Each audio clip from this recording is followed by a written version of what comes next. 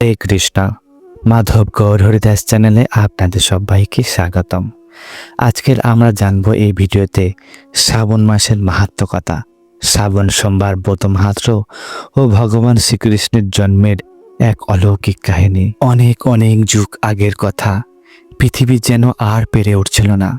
দানবদের অত্যাচারে পৃথিবী ভারাক্রান্ত হয়ে উঠেছিল। নদী শুকিয়ে যেতে থাকলো, পানিরা কষ্টে ছটফট করতে থাকলো, সাধুরা ধ্যান করতে পারছিল না। আর তখনই মাতা ধরিত্রী দেবী নিজেই আর সহ্য করতে না পেরে উঠে চলে এলেন স্বয়ং ব্রহ্মাজির কাছে। আর দুই চোখ জল নিয়ে মাতা ধরিত্রী দেবী বলতে থাকলেন, হে প্রভু, আমি আর পারছি না, আমাকে রক্ষা করুন। স্বয়ং ব্রহ্মাজি সেই কষ্ট অনুভব করলেন আর সঙ্গে সঙ্গে সমস্ত দেবতাদের ডাকলেন, ছুটলেন ক্ষীরসাগরের তীরে, যেখানে ভগবান বিষ্ণু চিরনিদ্রায় বিশ্রাম নিচ্ছেন। সবাই মিলে বিষ্ণুর স্তুতি করতে থাকলেন, প্রার্থনা করতে থাকলেন, ভগবানের গুণগান করতে থাকলেন। আর তখনই ভগবান বিষ্ণুর নিদ্রা ভঙ্গ হলো আর সবার উদ্দেশ্যে বললেন, কি ব্যাপার, সমস্ত দেবলোক আমার কাছে? তখন ব্রহ্মাজি ভগবান বিষ্ণুকে সমস্ত ঘটনা নিজের মুখে শোনালেন। আর তখনই ভগবান বিষ্ণু বললেন, হে দেবগণ, ভয় করো না, আমি শীঘ্রই বসুদেব ও দেবকীর গর্ভে জন্ম নিয়ে পৃথিবীর দুঃখ দূর করব। তোমরা সবাই যাদবদের রূপ ধরে ভিন্ন ভিন্ন কুলে জন্মগ্রহণ করো। এই কথা বলে ভগবান বিষ্ণু অন্তর্ধান হয়ে যান। সময়ের সঙ্গে সঙ্গে ভগবান কৃষ্ণ দেবকীর গর্ভে আবির্ভূত হন। স্বয়ং বাসুদেব তাকে কংসের ভয়ে গোকুলে রেখে আসেন, আর গোকুলে তার লালন পালন করা হয় এবং পরে মথুরায় কংস বধও করেন। তারপর মথুরা সকল ব্রজবাসীগণ ভগবান কৃষ্ণকে প্রণাম করেন আর বলেন, হে কৃষ্ণ, হে মহাযোগী, হে ভক্তদের অভয় দানকারী, হে শরণাগত বৎসল, আমরা আপনার শরণাগত, আমাদের অনুরোধ শুনুন।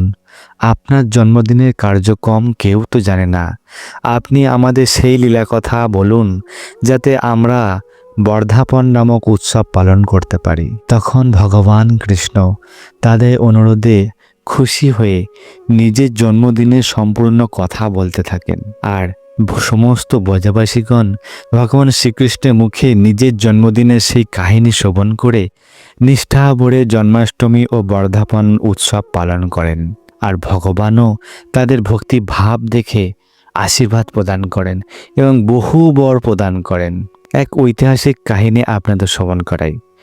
এক সময় অঙ্গদেশে মৃত্যুজিৎ নামে এক পরাক্রমশালী রাজা ছিলেন। তার পুত্র মহাসেন ছিলেন সত্যবাদী, ধর্মের স্থিত ছিলেন ও প্রজা সুখী নিয়োজিত ছিলেন। কিন্তু কালের পরিণতিতে একসময় পাষণ্ডদের সাহচর্যে এসে পড়েন। তারা শাস্ত্র, বেদ ও পুরাণের প্রতি ঘৃণা করত। সেই সঙ্গের ফলে মহাসেনও ভ্রষ্ট হয়ে পড়ে, ধর্ম বিরোধী হয়ে ওঠে। মৃত্যুর পর তাকে যমদূতরা পীড়ন করে যমরাজের কাছে নিয়ে যান। সেখানেই সে নরকের যন্ত্রণায় ভোগ করতে থাকে এবং পরে তার অবশিষ্ট পাপের ফল পিশাচজনিতে সে জন্ম নেয়। তারপর থেকে সে অনাহার পিপাসায় কষ্ট পেতে পেতে মরু অঞ্চলে এক বৈশ্যের দেহে সে প্রবেশ করে। একদিন সেই বৈশ্য মথুরায় যাত্রা করেন, আর সেই পিশাচ সেই বৈশ্যের দেহেতে প্রবেশ করে মথুরায়ও যাত্রা করে।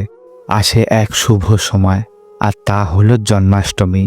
আর সেই জন্মাষ্টমীর পুনর্রাত্রিতে বহু সাধু মুনি ও দ্বিজেরা জাগরণ, কীর্তন ও মহাপূজা করছিলেন সেই দিন। আর সেই পিশাচ সেই বৈশ্যের দেহে সেখানেই এসেছিলেন। আর সেই স্থানে যখন দেখলেন ভগবান শ্রীহরির নাম, কাহিনী ও সঙ্গীত, বিভিন্ন আদি আদি কথা সবই চলছিল, আর এই সব শ্রবণ করা মাত্রই সেই পিশাচির তার সমস্ত পাপ দূর হয়ে যায় এবং যমদূতেরা এসে তাকে মুক্তি দেয় এবং সে তার পিশাচ দেহ ত্যাগ করে দিব্য বিমানযোগে বিষ্ণু লোক লাভ করে।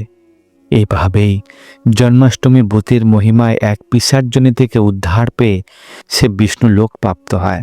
তাই এই ব্রতের মাহাত্ম্য এটাই যে জন্মাষ্টমী ব্রত পালনের সমস্ত ইচ্ছা পূর্ণ হয়। যিনি এই ব্রত করেন তিনি 1,00,000 বছর স্বর্গদেব বিমানে সুখ ভোগ করেন এবং পরে মর্তে ফিরে এসে রাজকুলে জন্মগ্রহণ করেন। তিনি কামদেবের ন্যায় সৌন্দর্যময় হয়ে ওঠেন। যে গৃহে ভগবান কৃষ্ণের লীলাকথা শ্রদ্ধাভরে বলা হয় বা শোনা হয় বা কাহিনী শোনানো হয়, সেই গৃহে ভূত প্রেত বা অন্য কোনো অশুভ শক্তির ভয় থাকে না। যে স্থানেই এই উৎসবের আয়োজন হয় সেখানকার মেঘ ব্যক্তি ইচ্ছানুযায়ী বৃষ্টি প্রদান করে। দুর্ভিক্ষ ও প্রাকৃতিক দুর্যোগ সেখান থেকে দূরে থাকে। যে ব্যক্তি শান্তভাবে এই জন্মাষ্টমী ব্রত ও উৎসব দেখে বা শ্রবণ করে বা অংশ নেয়, তিনিও পাপমুক্ত হয়ে ভগবানের চরণে যায়। অতএব স্কন্দ পুরাণের অন্তর্গত ঈশ্বর ও সনত কুমারের সংলাপ অনুসারে এই শ্রাবণ মাস মাহাত্ম্যের কথা এখানেই শেষ হলো। তাই ভিডিওটি ভালো লাগলে বেশি করে শেয়ার করবেন। হরে কৃষ্ণা।